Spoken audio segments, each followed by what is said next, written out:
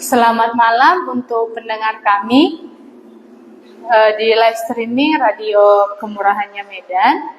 Ya, di malam hari ini kita akan kembali lagi bersama-sama untuk merenungkan firman Tuhan. Jadi sebelum kita merenungkan firman Tuhan, membaca firman Tuhan ini, kita berdoa supaya Tuhan Yesus mengajari kita, Roh Kudus mengajari kita. Kita berdoa. Tuhan Yesus, di malam hari ini kami kembali lagi ingin membaca firman-Mu. Engkaulah yang menjadi guru kami, yang mengajari kami. Karena kami mengakui kami tidak dapat mengerti firman-Mu ini jika bukan Engkau yang mengajari kami. Bahkan bisa saja pengertian kami salah. Oleh karena itu Tuhan Yesus, ajarilah kami. Engkaulah guru kami. Sebagaimana dulu Engkau datang ke dunia, Engkau mengajar, Engkau membuat mujizat, supaya manusia mengenal Engkau, Engkaulah Allah. Hari ini juga kami mau belajar mengenal Engkau. Bagaimana Engkau Allah yang mengajari kami orang berdosa ini, supaya kami bertobat, kembali kepada jalan yang ditentukan Allah kami, supaya kami diselamatkan. Terima kasih Tuhan Yesus, inilah doa kami di malam hari ini. Amin. Baiklah, mari Bapak, Ibu, teman-teman sekaliannya, kita belajar dari kitab Injil Lukas. Lukas 15 ayat 1 sampai dengan ayat 7.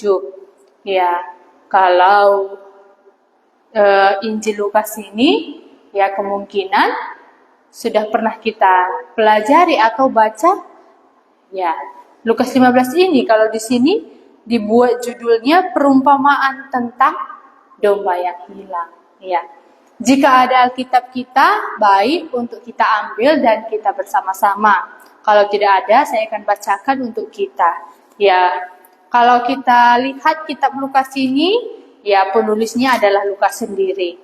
Ya, kalau buku keduanya itu Kisah Para Rasul. Ya, kalau kita lihat tema besar Injil Lukas itu ada di pasal 2 ayat 10 dan ayat 11. Ya baik, saya rasa kalau saya bacakan untuk kita, apa tema besar dari Injil Lukas ini? Jadi dari Lukas 2 ayat 10 dikatakan, lalu kata malaikat itu kepada mereka, jangan takut. Sebab sesungguhnya aku memberitakan kepadamu kesukaan besar untuk seluruh bangsa. Hari ini telah lahir bagimu juru selamat, yaitu Kristus Tuhan di kota Daud. Ya, jadi bisa kita lihat kalau tema Injil Lukas ini adalah ya sukacita. Hari ini telah lahir bagimu juru selamat. Ya, kalau diselamatkan ya pasti sukacita. Nah, dan di bagian ini kita akan melihat bagaimana mengenai perumpamaan domba yang hilang. Ya, jadi mari kita buka Alkitab kita, saya bacakan untuk kita. Lukas 15 ayat 1 sampai 7. Di sini judulnya perumpamaan tentang domba yang hilang. Tetapi kita akan belajar dari tema ya, bagaimanakah prinsip keselamatan di Lukas pasal 15 ini, gitu. Jadi saya bacakan ya. Ayat 1.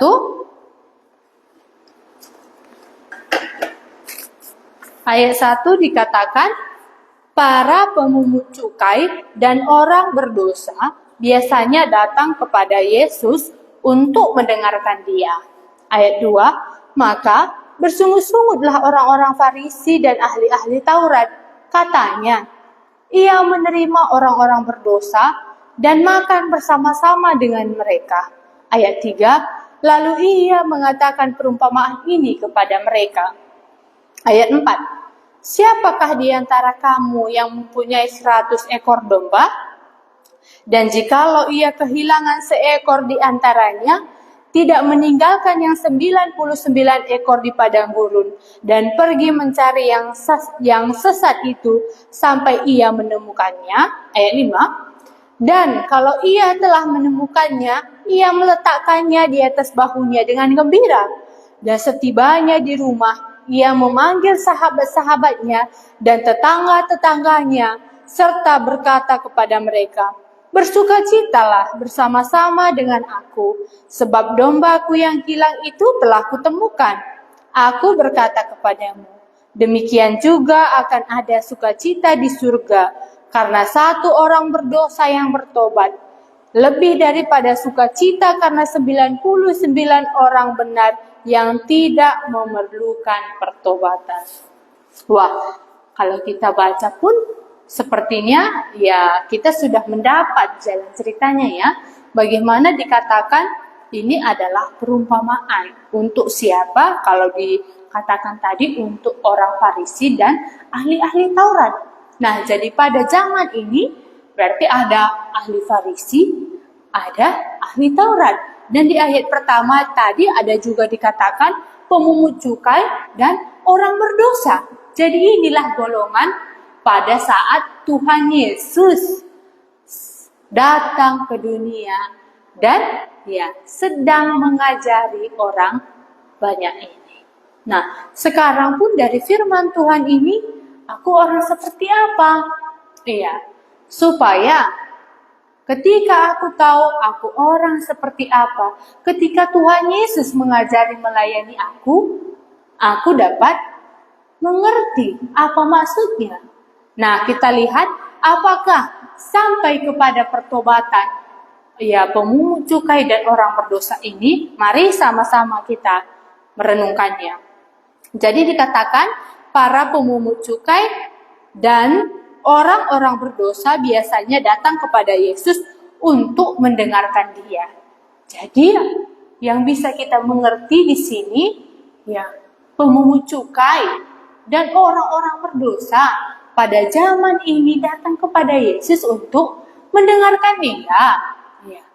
Kalau dikatakan pemungut cukai, ya kalau orang Yahudi pada zaman dulu, pada zaman Tuhan Yesus ini sangat ya tidak suka dengan para pemungut cukai karena dia memeras bangsanya sendiri. Nah, kalau dikatakan di sini dan orang berdosa, ya datang kepada Yesus untuk mendengarkan dia.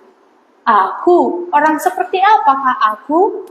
Ya, aku bisa datang kepada Yesus dan mendengarkan apa yang dia katakan. Nah, apa yang dia katakan, ya mungkin di ayat-ayat sebelumnya dan di ayat yang akan datang itu nanti kita bisa tahu.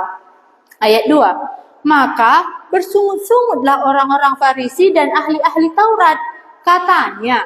Nah, selain orang dua golongan tadi, ada juga di sini dikatakan orang-orang Farisi dan ahli-ahli Taurat.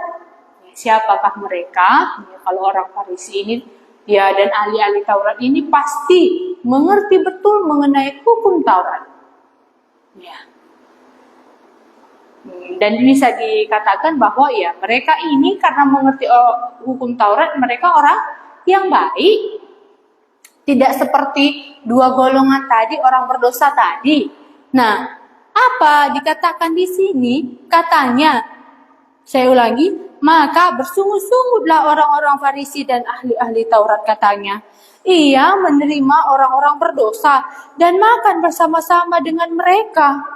Nah, ya kenapa dia bersungut-sungut ketika Tuhan Yesus makan bersama-sama dengan orang berdosa dan pemungut cukai? Ya karena bagi mereka ya Tuhan Yesus ini baik. Lah kalau orang baik biasanya bergaul dengan orang baik.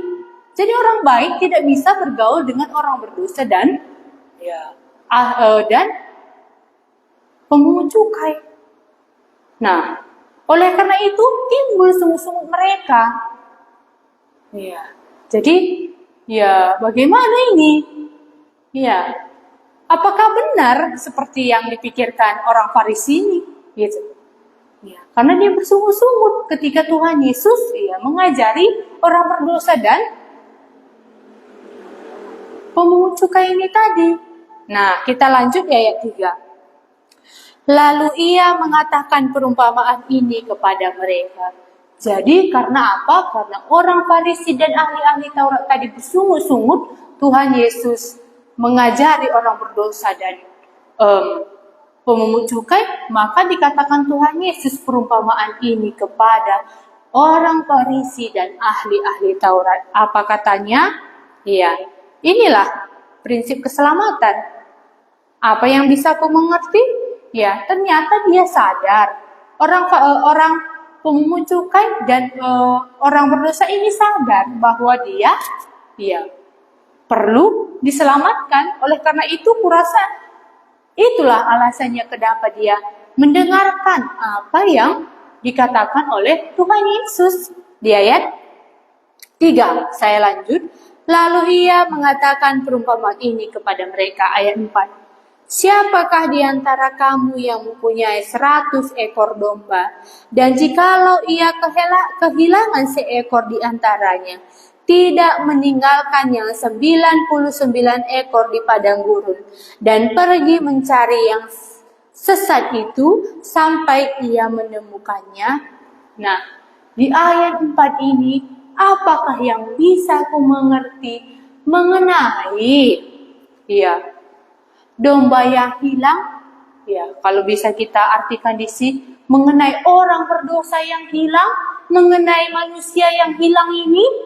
Nah, di ayat 4 dikatakan, siapakah di antara kamu yang mempunyai 100 ekor domba, dan jikalau ia kehilangan seekor di antaranya, tidak meninggalkan yang 99 ekor di padang gurun, dan pergi mencari yang sesat itu sampai ia menemukannya?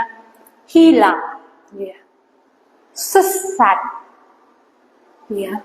Tidak lagi di jalan yang ditentukan Yesus dia berjalan. Ya. Sekarang, apakah aku bisa melihat diriku bahwa aku adalah domba yang hilang ini?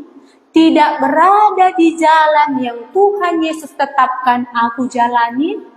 Ya. Iya Tuhan. Sekarang aku masih hilang. Karena apa? Tidak lagi berada di jalan yang Engkau tetapkan yang aku jalani. Nah, seperti yang dikatakan ayat 4 ini tadi. Siapakah di antara kamu yang mempunyai 100 ekor domba, dan jikalau ia kehilangan seekor di antaranya, tidak meninggalkan yang 99 ekor di padang gurun, dan pergi mencari yang sesat itu sampai ia menemukannya? Ya. Inilah Yesus yang sedang mengajar ahli Taurat dan orang Farisi. Ya. Bagaimana Tuhan Yesus mengajari mereka ketika ada 100 ekor domba, hilang satu. Ya. Gembala akan mencari dia sampai ketemu. Karena dia sedang sesat. Tidak bisa dia kembali dengan apa yang tidak bisa dia kembali ke kandangnya. Ya. Dengan jalan yang dia buat sendiri. Harus ada gembala yang mencari dia, supaya dia bisa kembali kepada jalan yang ditetapkan oleh Yesus dan dia selamat. Oleh karena itu dari sini saya lihat ternyata orang berdosa itu berharga bagi Yesus. Orang yang hilang itu tersesat, berharga bagi dia. Karena apa? Ya, kalau dia hilang dan tersesat, dia sendiri tidak akan bisa pulang dengan sendirinya dengan usahanya kepada gembalanya. Ya. Oleh karena itu, gembala inilah yang datang, yang mencari, yang menetapkan jalan supaya domba yang hilang itu dapat kembali. Inilah prinsip keselamatan. Jadi aku dengan usahaku tidak akan bisa datang kepada Yesus.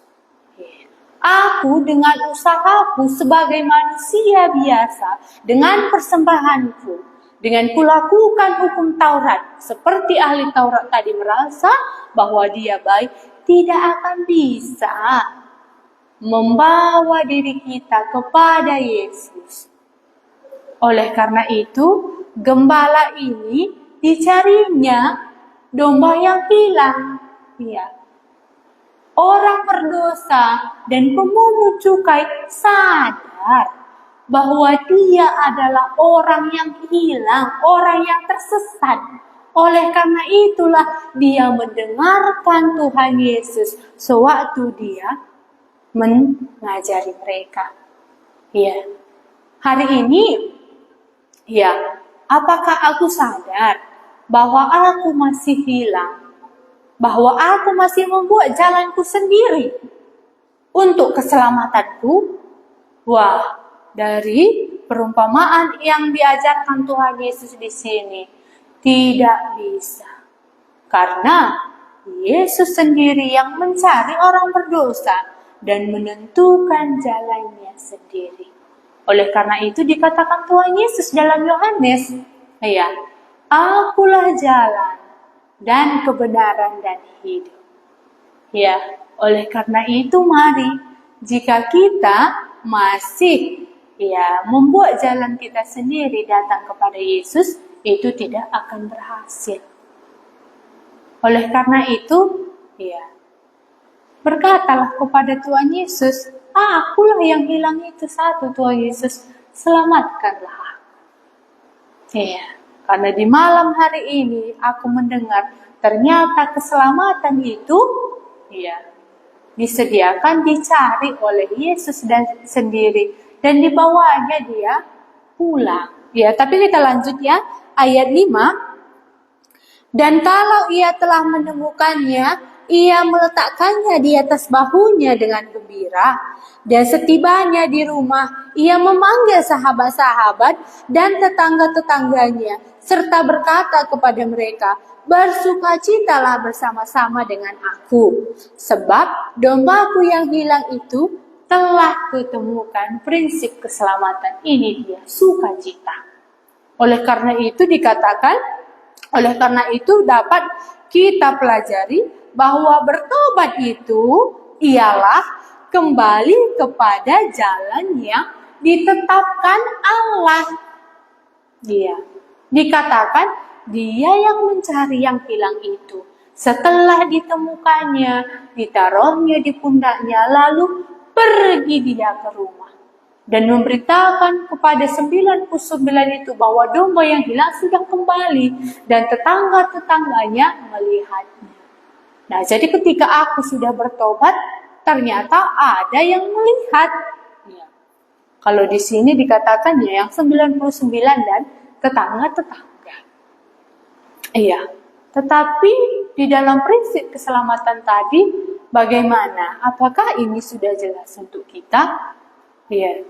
Bahwa domba yang hilang tadi, kalau dikatakan hilang, dia tidak lagi berada di jalan yang ditetapkan oleh Yesus atau mengikuti jalannya sendiri.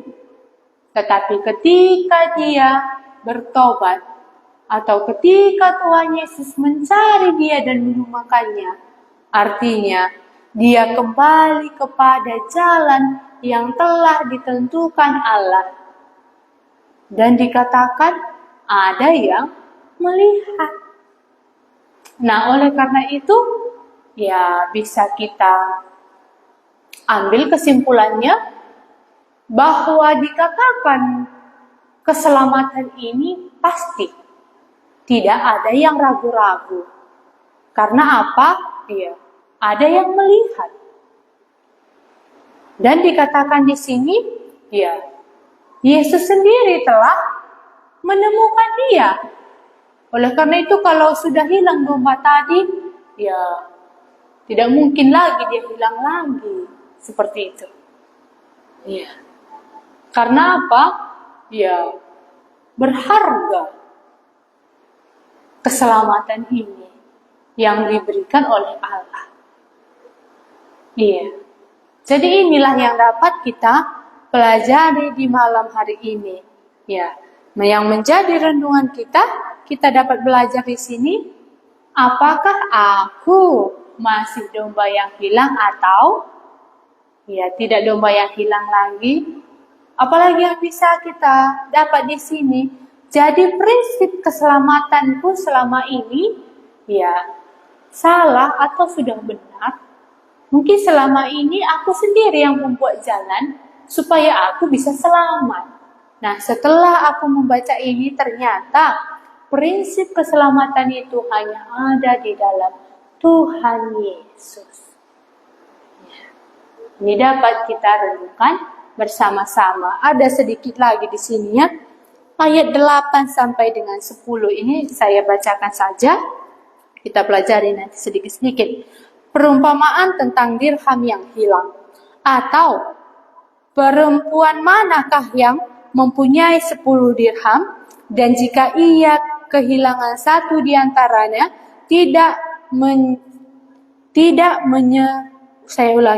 atau perempuan manakah yang mempunyai 10 dirham dan jika ia kehilangan satu di antaranya tidak menyalakan pelita dan menyapu rumah serta mencarinya dengan cermat sampai ia menemukannya. Ya, jadi dirham ini adalah kalau kita di sini mata uang.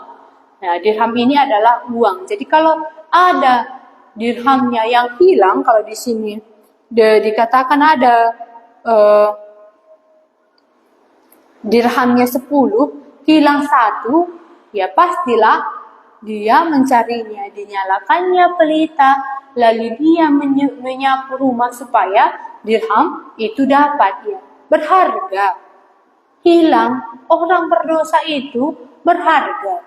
Atau mungkin selama ini kita berpikir bahwa orang berdosa ini tidak berharga, ternyata berharga.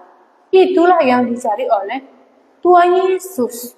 Seperti orang berdosa dan pemungut cukai tadi, berharga bagi Allah. Kita juga yang hilang ini berharga bagi Allah. Ya. Kalau dikatakan tadi di ayat 7-nya, lupa kita ayat 7-nya ya, saya ulangi. Ayat 7 di ayat pasal 15 tadi. Aku berkata kepadamu, demikian juga ada sukacita di sorga karena satu orang berdosa yang bertobat. Lebih daripada sukacita karena 99 orang benar yang tidak memerlukan pertobatan. Jadi pertobatan ini sukacita. Ya, lupa kita ya. Ya. Jadi ditemukan satu orang yang tadi yang hilang, yang sudah ditemukan oleh Yesus bersukacita. Ya, lebih daripada 99 orang ini. Ya, yang dikatakan ini tidak memerlukan pertobatan. Inilah ahli-ahli Taurat dan orang Farisi. Kalau menurut bacaan kita ini. Iya, Muli Kak Sabana, dia yang paling baik. Oleh karena itu bersungguh-sungguh dia ketika Tuhan Yesus dekat dengan orang berdosa. Dia orang baik kan bergaul dengan kita. Jadi ternyata orang Farisi ini dan ahli Taurat ini tidak mau dia bergaul dengan orang berdosa. Oleh karena itu kita lihat di bawahnya. Atau perempuan manakah yang mempunyai 10 dirham dan jika ia kehilangan satu di antaranya tidak menyalakan pelita dan menyapu rumah serta mencarinya dengan cermat sampai ia menemukannya, berharga ya, ayat 9. Dan kalau ia telah menemukannya, ia memanggil sahabat-sahabat dan tetangga-tetangganya, serta berkata, bersukacitalah bersama-sama dengan aku, sebab dirhamku yang hilang itu telah kutemukan. Ia. Jadi orang yang hilang, dirham yang hilang, anak yang hilang, orang berdosa yang hilang ini, jika bertobat ada sukacita. Dan dikatakan ya, tetangga-tetangganya itu melihat dia. Ayat 10, aku berkata kepadamu, demikian juga akan ada sukacita pada malaikat-malaikat Allah, karena satu orang berdosa yang bertobat. Inti tema Injil Lukas, sukacita jika ada orang yang diselamatkan. Ya baiklah, inilah yang kita pelajari di malam hari ini. Sebelum kita tutup renungan kita, baik juga kita membaca kembali renungan kita ini dan mempelajarinya. Iya, mari kita berdoa. Tuhan Yesus, kami sudah membaca bagian firman-Mu ini. Bagaimana sewaktu Engkau berada di bumi, Engkau mengajar orang berdosa dan pemungut cukai. Tuhan Yesus, kami juga melihat bagaimana Engkau mengatakan perumpamaan kepada ahli Taurat dan orang Farisi. Sekarang pun Tuhan, kami sudah membaca firman-Mu ini, supaya Roh Kudus-Mu menjelaskan lebih dalam lagi apa yang Tuhan Yesus mau sampaikan kepada kami. Oleh karena itu Tuhan Yesus, berbicaralah kepada kami. Jika kami membaca ulang lagi firman-Mu ini, ajari kami, pimpin kami terus waktu kami merenungkan firman-Mu. Terima kasih Tuhan Yesus, kami menyembah Engkaulah Allah kami, yang mengajari kami lebih lagi untuk mengenal Engkau. Dalam nama-Mu kami berdoa dan mengucap syukur. Amin.